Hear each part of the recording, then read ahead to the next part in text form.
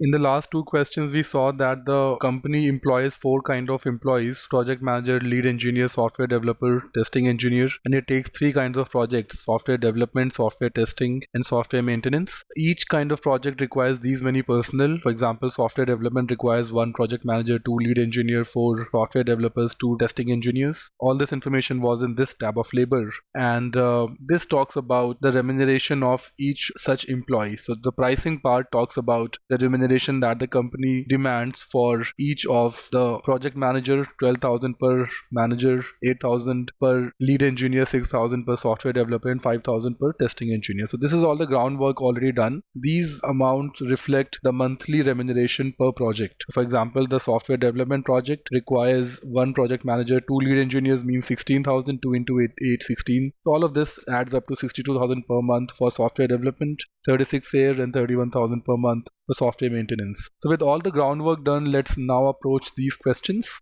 The first question, the catch here is that we are not clear about which project. It only says 40 man months. And see, the costliest project in terms of man month is which one? Look at this. This has 9 employees, 379, and 62,000. So here per head cost is around 7,000. Here there are 5 and this is 36,000. So per head is approximately 7.2.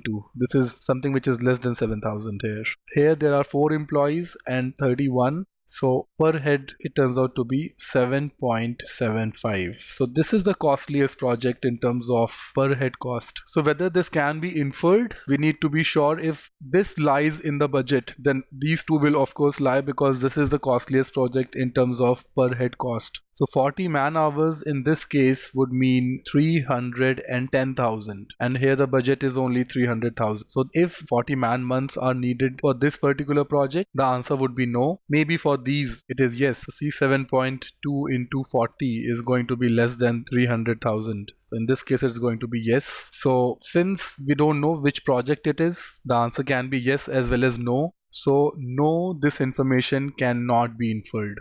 This is tricky. Come to the second one, project timeline of 6 months. So now we need to look at a project which is the costliest in terms of per month cost. Of course, this is the costliest project, 62,000 per month. 6 months would mean 372,000.